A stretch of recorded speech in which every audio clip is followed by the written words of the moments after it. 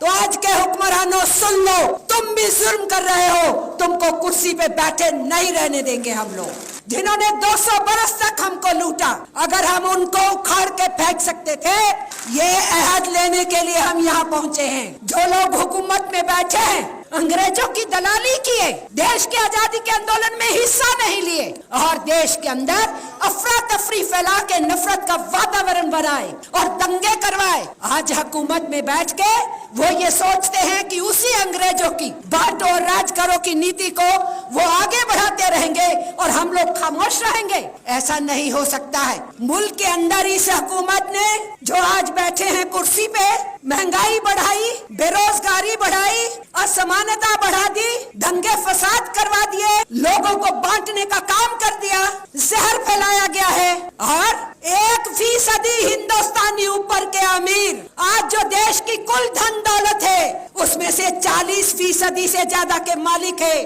और 50% हिंदुस्तानी जो 70 करोड़ आबादी है नीचे की, वो आज केवल उस पूरी धन दौलत में से केवल 3% का मालिक है। तो कौन लोग हमारे देश की संपदा को लूट रहे हैं, ये साफ और स्पष्ट है।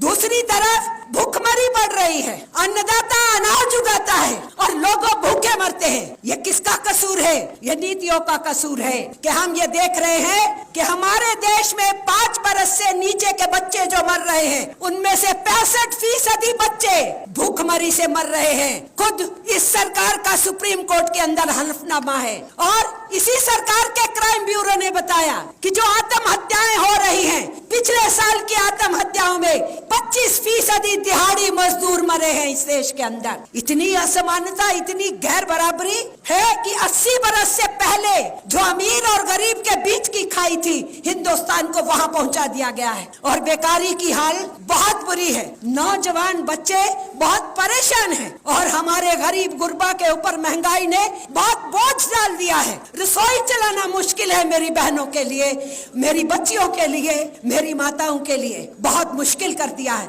तो कौन सा ऐसा पहलू है जिसको हम गिनाए कि बहुत अच्छा किया? हम यही गिना सकते हैं कि अच्छे दिन का वादा किया लेकिन आवाम के ऊपर बुरे दिन थोप दिए गए। तो ऐसी परिस्थिति में और क्या चारा बचता है? चारा यही बचता है कि तुम समझते हो कि तुम्हारे पास बताने को, गिनाने को कुछ नहीं है इस देश के अंदर, तो तुम नफरत की आंधियां फैला करके वोट बटोर लोगे।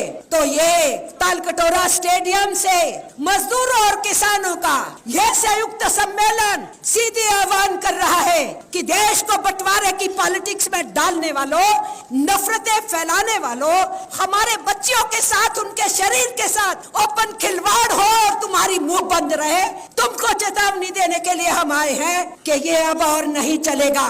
और इसीलिए यहाँ से अहद लेके हम निकलना चाहते हैं कि ऐसी नीतियां नहीं चाहिए, ऐसी नीतियों को चलाने वाली सरकार नहीं चाहिए और इसीलिए ये डिक्लेरेशन जन जन तक पहुंचाने का हम अहद लेते हैं, कसम लेते हैं, अपने अपने संगठनों के जरिए से भी और अपने अपने मोर्चों के जरिए से ही। इतना कहते हुए मैं आप सबका अभिनंदन करते हुए कहना चाहती हूँ, इंकलाब जिंदाबाद। इतिहास में हमारे देश के मजदूरों ने, किसानों ने और आदिवासियों ने, इन 3 हिस्सों ने सबसे पहले अंग्रेजों को ललकारा था। मजदूरों ने 195 बरस पहले 1827 में पहली हड़ताल की थी और किसानों ने अपनी जमीन बचाने के लिए अंग्रेजों से, और आदिवासियों ने जिनको जंगलों से बाहर फेंका जा रहा था, अपनी जिंदा रखने की लड़ाई के लिए इस देश में बहुत बड़े बड़े विद्रोह किए थे, आंदोलन किए थे, जिन्होंने 1857 के स्वतंत्रता संग्राम की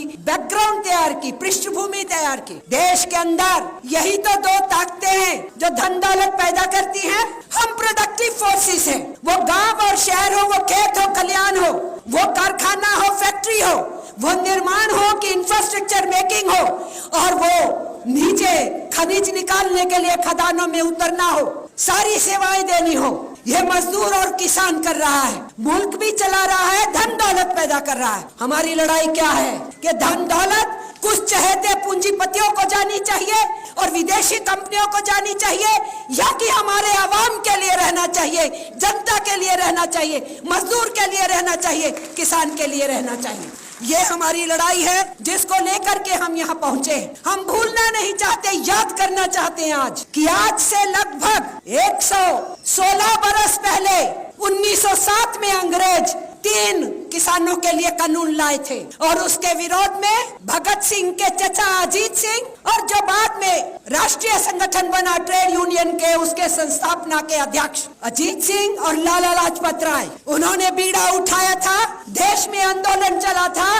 किसानों के आंदोलन को मजदूरों का, आम आवाम का समर्थन मिला था और उसके बाद अंग्रेजों को तीनों कानून वापस लेने पड़े थे। जैसे आज आप लोगों की 13 महीने की तशद्दुद जुल्म सहते हुए, बॉर्डर पे बैठते हुए और श्रमिकों की सपोर्ट से, ट्रेड यूनियन की सपोर्ट से आप लोगों ने जो आंदोलन चलाया, जैसे उसने मजबूर किया आज की हुकूमत को भी तीनों काले कानून वापस लेने के लिए, तब भी हमारे देश के जांबाजों ने वो कानून वापस करवाए थे। 40 के दशक के अंदर किसानों का आंदोलन भूल नहीं सकता और ट्रेड यूनियंस का योगदान है कि सबसे पहले नारा ही ट्रेड यूनियन के मोर्चे से उठा कि हमें पूरी आजादी चाहिए अंग्रेजों से, ये लुंज-पुंज हमारी आंदोलन नहीं चलेगी। इसलिए साथियों, आपसे हमारा ये कहना है कि जब इस देश के मजदूर ने, किसान ने देश को आजाद कराया, ट्रेड यूनियन का कितने बरसों से हम मोर्चा बना करके लड़ रही हैं सारी सेंट्रल ट्रेड यूनियंस, और अब किसानों के आंदोलन लगातार इस देश में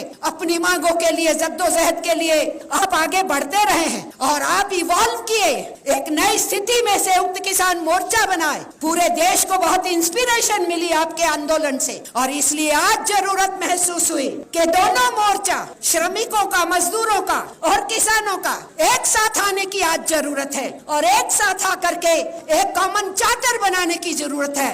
एक साथ आके एक दूसरे के आंदोलनों को केवल समर्थन नहीं देते रहे, ज्वाइंट प्रोग्राम्स बनाने की जरूरत है। इसी सब सोच को लेके दोनों मोर्चा बैठे, कई मीटिंगें की और उसका नतीजा ये डिक्लेरेशन है। ये हमारे लिए महत्वपूर्ण दस्तावेज है और इसीलिए इसको लेकर के हमें आगे बढ़ना है। इस दस्तावेज के आखिर में कार्यक्रम भी लिखे हैं। यहाँ से हम यूं ही नहीं जा रहे, कुछ कार्यक्रम लेके जा रहे हैं। 3 अक्टूबर लखीमपुर खीरी का वो घटना काले दिवस के रूप में मनाएंगे। 26 तारीख जिस दिन आप कूच किए दिल्ली की तरफ और हम लोग राष्ट्रीय हड़ताल किए, 26, 27, 28 नवंबर का जो कार्यक्रम है उसको भी हम लोग मिलजुल करके आगे बढ़ेंगे, उस कार्यक्रम को पूरा करेंगे। और दिसंबर आते आते, दिसंबर एंड और जनवरी शुरू में हम लोगों ने निर्णय लिया है कि हमारे दोनों मोर्चा मिलजुल करके बैठेंगे इस कन्वेंशन के बाद और सोचेंगे कि किस किस्म का कार्यक्रम दिसंबर और जनवरी में दिया जाएगा। ये सब हम करने के लिए ये डिक्लेरेशन लिए। इंकलाब जिंदाबाद, मजदूर किसान एकता जिंदाबाद, मजदूर किसान एकता जिंदाबाद। लड़ेंगे जीतेंगे, लड़ेंगे लड़ेंगे लड़ेंगे। धन्यवाद सर।